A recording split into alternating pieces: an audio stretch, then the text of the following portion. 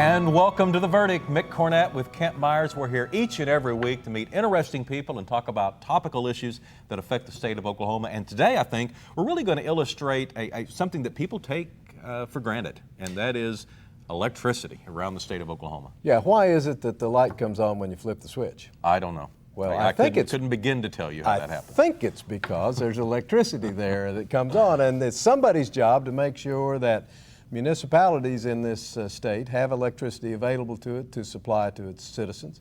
And we today are going to be talking with people from the Oklahoma Municipal Power Authority, a state created agency that has that job to make sure that any municipality that needs electricity has it.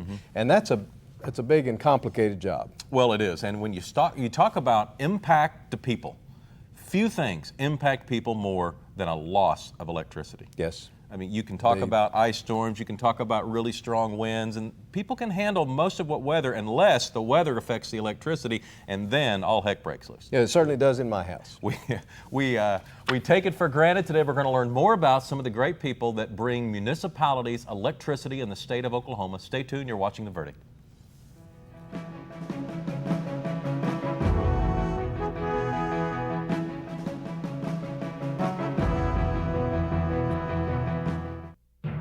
Every day America uses clean-burning natural gas instead of coal or oil is a day of victory for our environment. That's why Chesapeake chose to explore for natural gas exclusively, and we've never looked back. Because natural gas burns twice as clean as oil or coal, and reducing carbon emissions to combat potential global warming is every bit as urgent as cutting our dependence on energy imports. As America's #1 driller of new gas wells, Chesapeake is moving fast to find untapped reserves of natural gas here at home. It's the right fuel for America's economy and the fuel for a clean air future. We just happen to be early to see it so clearly. Chesapeake, natural gas wins the day.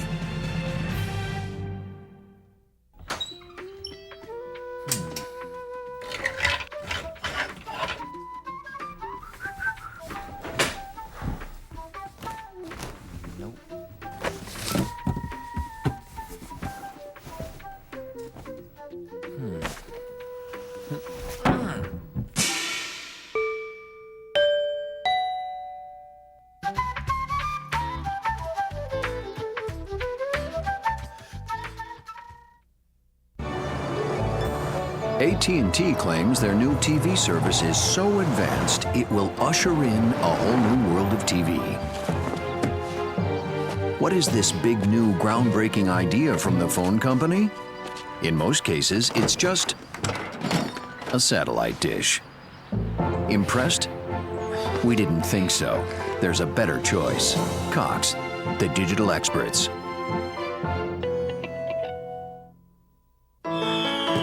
Hi, this is James Garner. Hi, this is Reba McEntire. Hi, this is Johnny Bench. Hi, I'm Barry Switzer. Hey everybody, this is Vince Gill. Welcome to my home state of Oklahoma, where we'll be celebrating 100 years of statehood in 2007. Our strength is our people, and the 2,100 Oklahomans from the Cox Communications family are proud to be part of Oklahoma's story. Cox and Oklahoma, true partners. Happy birthday, Oklahoma.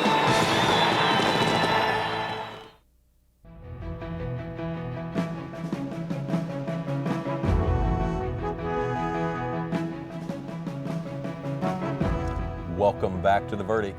Kent Myers, Mick Cornett. Kent's going to introduce today's guests. Very pleased today to have two guests representing the Oklahoma Municipal Power Authority. To my right across the table is Honorable Charles Lamb, City Councilman of Edmond. Edmond is one of the cities served by OMPA. He is the chairman of the board of the OMPA and has been since 2001. He did his educational background at Wentworth Military Academy and University of Central Oklahoma. And as a matter of fact, received a master's degree from University of Central Oklahoma in urban affairs. He's been on numerous boards and commissions. This is his first visit to The Verdict, and welcome. We're sure glad to have you. Being here. On my left is the Honorable Chuck Hall, Mayor of Perry, Oklahoma. Chuck is also chairman of the board of the Exchange Bank and Trust in Perry. He was, before being mayor, he was city treasurer, he was a councilman, and as I say, is now leading the city council. And Perry is a city that is also served by OMPA. He is Chuck is involved in numerous other activities, including the Oklahoma Foundation for Excellence. Welcome, Chuck. Glad to have you. Thank you. Nice to be here. Charles, the OMPA, what's its purpose? What does it do in an overall sentence? We have all requirements contract with our 35 member cities, and our job is to provide their electric generation and arrange for transmission delivery to the municipals. When we were formed back in 1981, the mission was to provide for power supply planning and give cities the opportunity to get together, join together, and be able to fund and create generation to supply municipal electric systems. Why do some municipalities choose to be a part of OMPA and why do some do not? Well, when in the origins back in the late 70s and the early 80s, cities were running into a great deal of difficulty providing power supply because it's gotten to be a very expensive process. And right. You're talking about the capital investment to provide the power. Meeting the various obligations that it takes to build power plants. And cities were finding themselves being forced either to sell out or to be held hostage because there was no competition. The Joint Action Agency was created by the state to allow cities to join together to provide power to the municipalities. It was primarily because our competition or the supply was limited, and this was an outlet to provide a vehicle for cities to work together. OMPA, where is it located? What kind of staffing do you have and who oversees it? Well, it's located in Edmond because of the geographic location of being center of the state. We have about 58 employees, about 21 or 22 of which work out of Ponca City. The rest work out of the office there in Edmond.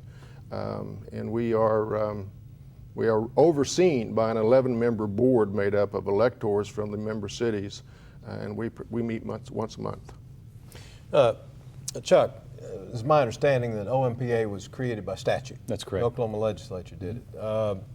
What's your understanding of why the legislature thought it was important to act? Well, I think Charles touched on it. And I'll go ahead and carry it a step further. Of course, George and I would have been governor at that time, and I think the legislature, and rightfully so, came about to the idea that cities pooling their resources together could operate more effectively and more efficiently. And so, they drafted this legislation so that municipalities could, in fact, come together and pool their resources and provide a better product to their citizens back home. Sometimes when the legislature creates agencies like this, they impose a sunset law or it expires. Right. Others are perpetual. Does the OMPA, is it going to expire in the near future? No, don't see that happening. Of course, obviously, I guess the legislature can do what they want, but OMPA is a successful operation. It's operated now for decades, over 2 decades, and they have a good track record, and I think it's something that we'll see for many, many years to come.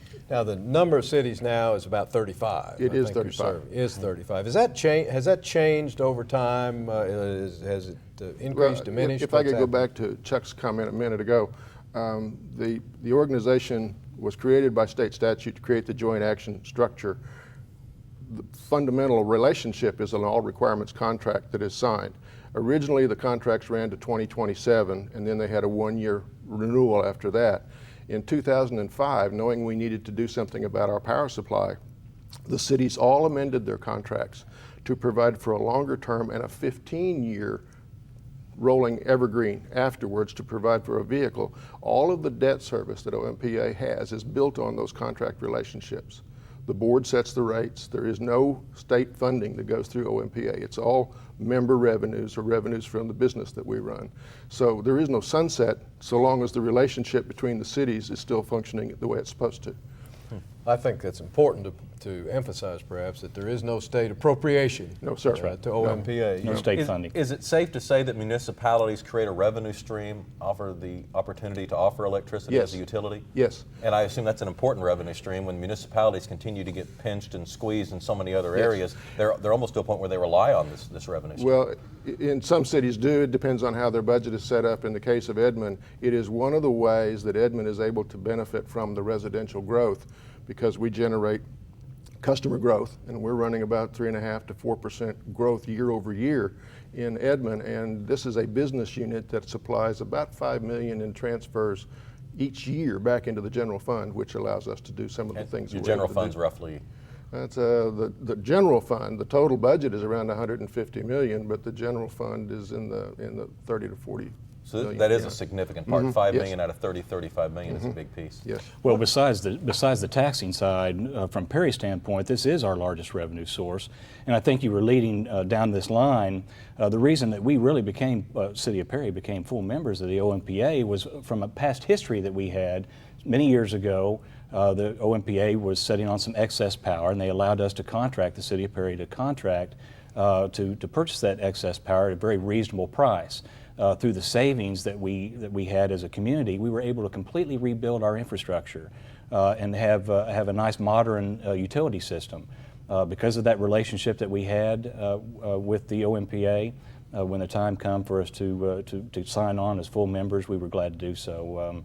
Wonderful advantage for us to have the OMPA there in our hip pocket, leading us down the path on how we buy and utilize our energy sources in and around the community. Well, they have an expertise, I guess, that you find valuable. It's completely valuable. I mean, without them, I don't know what we would do. We don't have the resources to have the professional management, to hire on, to have in place there in our community. So to have Charles's staff, just a phone call away. I mean, I can't imagine that any other community can pick up the phone and call the head of the division and get your questions answered. I can do that with the Oklahoma Municipal Power Authority.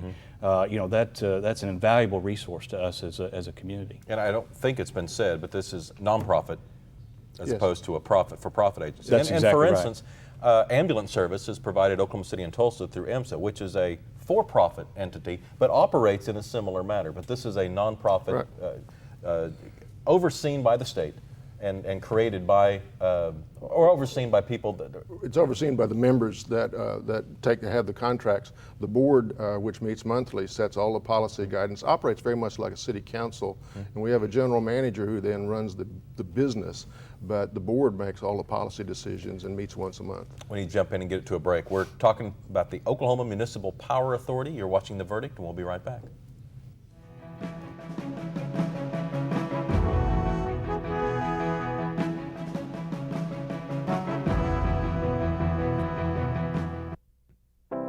Shining is taking responsibility.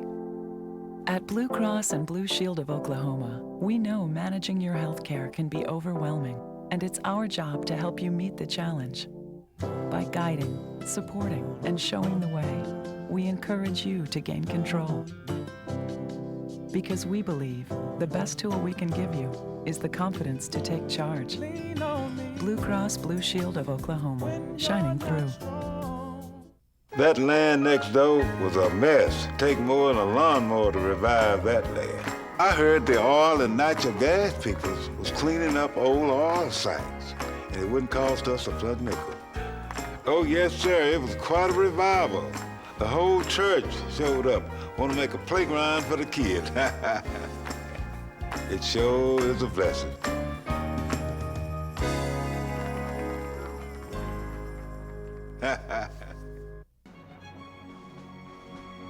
Wilsey, Meyer, Edmond, Tate. We're accountants. We do taxes, business valuations, estate planning, and consulting.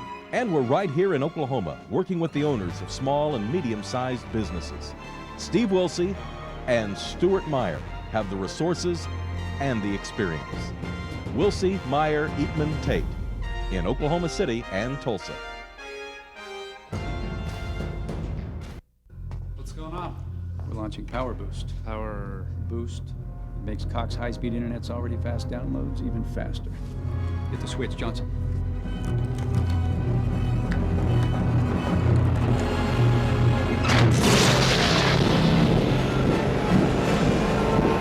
This will blow people's minds.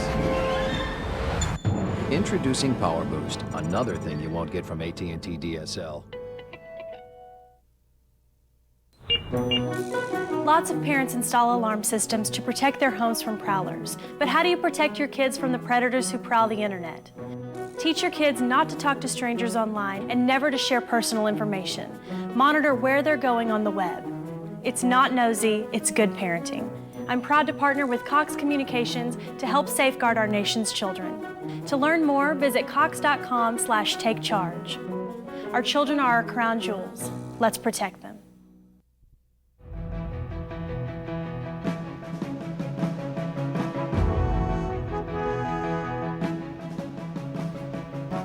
Welcome back to The Verdict. We didn't know this is a special day for Mayor Chuck Hall. You want to explain why here on taping day this means something to you? Well, absolutely. I was married on this day a few years back, about 13 years ago, and my wife Amy is in the audience with us today, and want to wish her a happy anniversary. I'm glad you're here with us. Duly noted. Indeed. Glad we can get that in. Congratulations to both of you. Charles, how does the OMPA get its electricity to its customers? When the organization began accumulating power resources, we have a number of interests in coal plants, gas plants, hydro plants, and we have a wind farm, some of which, a minor number of which we own outright. But we have a very diverse power supply system that we then contract across 3 load control areas, Western Farmers, PSO, and OG&E, to get the transmission to deliver the electricity to our municipal customers. So what's typical? What's the typical ownership relationship? On the minor interests, they're in the less than 10% and sometimes down less than 5%, depending on the particular facility. Then we have some owned resources in Ponca City that we contracted with Ponca City some years ago, and now we run the facilities up there. We have 2 gas turbines, one that's got heat recovery and powers up a steam unit, and then we have the Caw hydro plant at Caw Lake. When did Edmond join? Edmond was one of the original cities to join in the 1981-82 timeframe. And prior to Edmond joining, how was it providing its... It wasn't. It was organized in 1981 by legislation, and it wasn't until the cities began to sign on with their long-term contracts that the organization had the wherewithal to be able to go out and contract for the power supply. It wasn't until 1985 that it began delivering power. We celebrated our 20th anniversary in 2005. How was Edmond getting electricity before that? It was contracting, I believe, with OG&E. Okay. Chuck, let me ask you, as I understand it, only municipalities that were formed as of 1981 are eligible for membership in OMPA, and that total number is approximately how many? Well, it's 64, I believe, were the communities. That was the total number back in 1981. And you have about half of them? Well, yeah, just over half, that's right.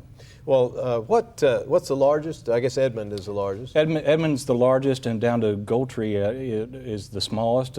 Perry is number 5, and by the way, we were the 35th member of OMPA, which centered around their 20th anniversary, so the timing was good for that too. Well, you were on the council, or perhaps even mayor at the time.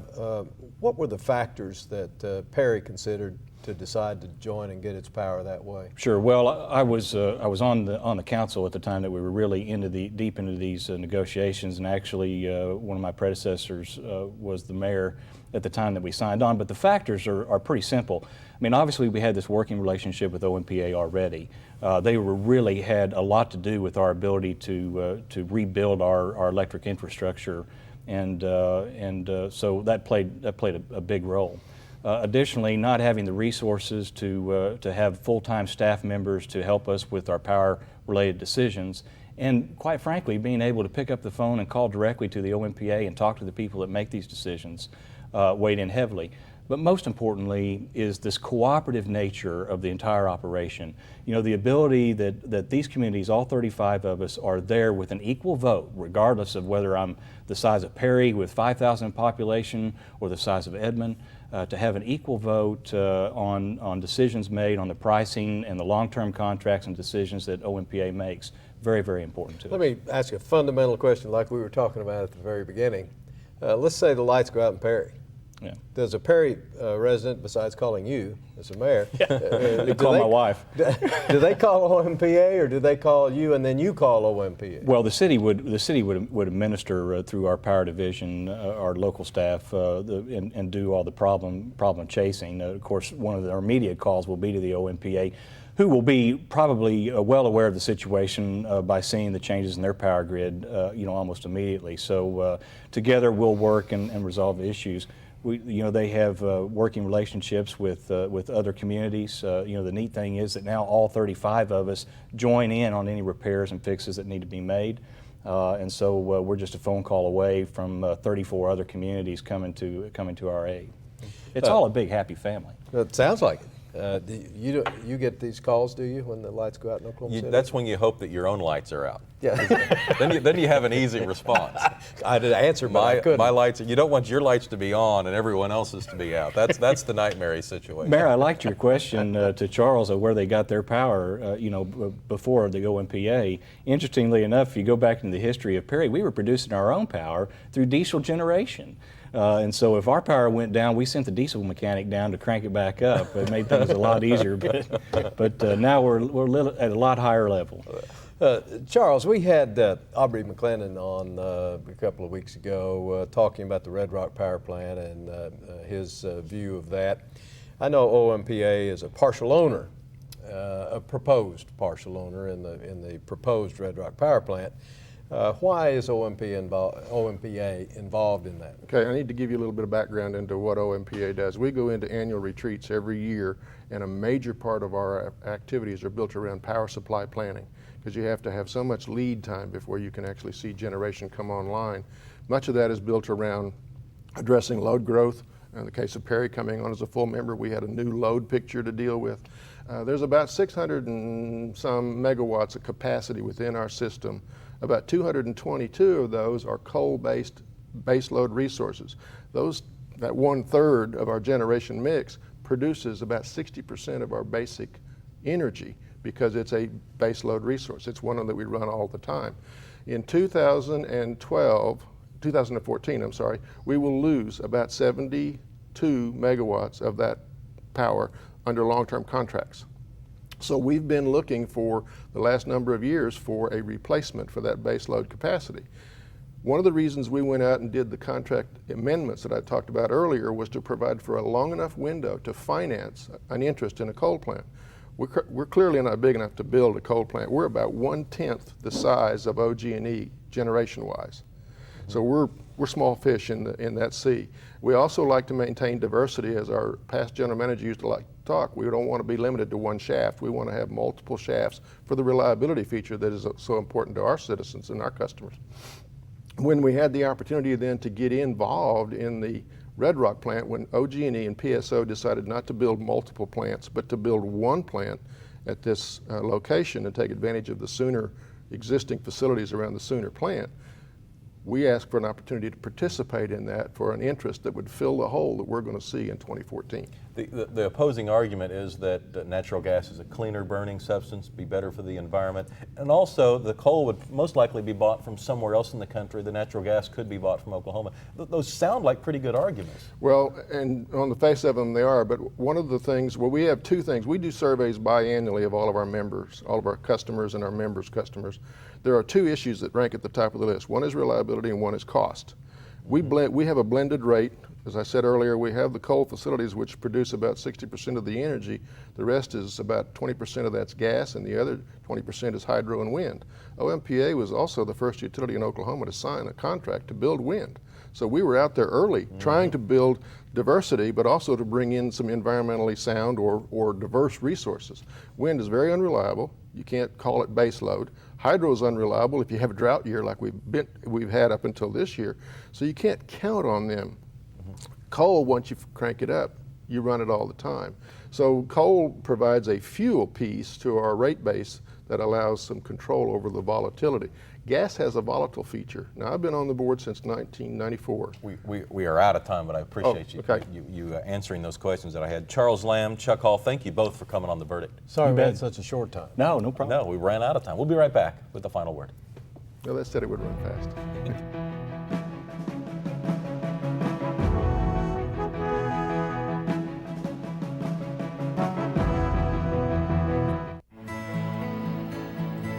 The good life comes naturally to Tulsa, where nature's beauty is matched with an eye for aesthetics.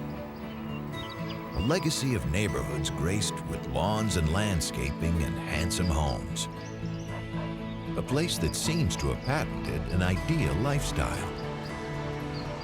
Bank First is loyal to the quality of life Tulsa assures its citizens, to the priority placed on education, culture, and growth. Loyal to builders who transform raw land into residential charm. Developers who see opportunity and add vitality to Tulsa's economy. Bank First serves both enterprise and private lives that need a loyal partner. It's how we help nurture this city's very good life. Bank First. Loyal to Oklahoma.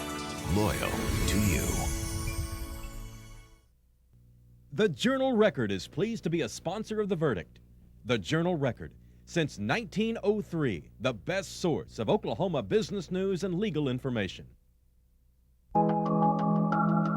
A friend in the digital age is there when your daughter emails you pictures of your newborn grandchild. A friend in the digital age is there when you shed a tear during the last episode of your favorite TV show. A friend in the digital age is there when you stay up all night talking to your new love. For all the great moments you've had and will have, Cox is your friend in the digital age. Hi, this is James Garner. Hi, this is Reba McEntire. Hi, this is Johnny Bench. Hi, I'm Barry Switzer. Hey everybody, this is Vince Gill, Welcome to my home state of Oklahoma. where we'll be celebrating 100 years of statehood In 2007.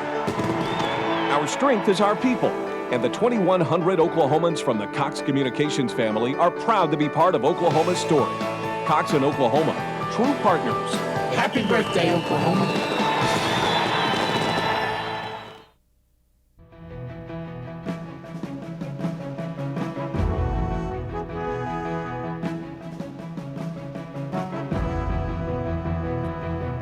We are back on The Verdict, wrapping up a show on the Oklahoma Municipal Power Authority. Yes, the Oklahoma Municipal Power Authority, a creature of statute, is a lot like electricity itself. It is silent, but very necessary. When it's not there, you know it. Absolutely.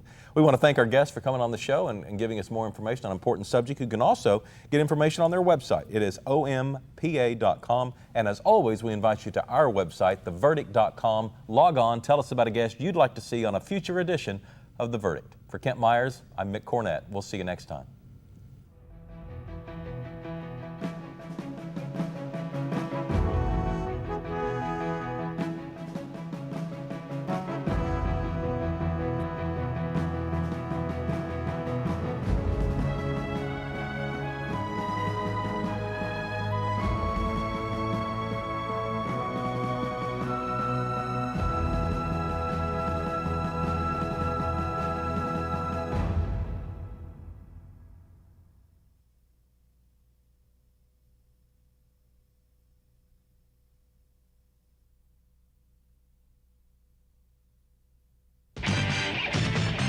The preceding program was produced by the Production Services Group at Cox Communications, exclusively for the Cox Channel.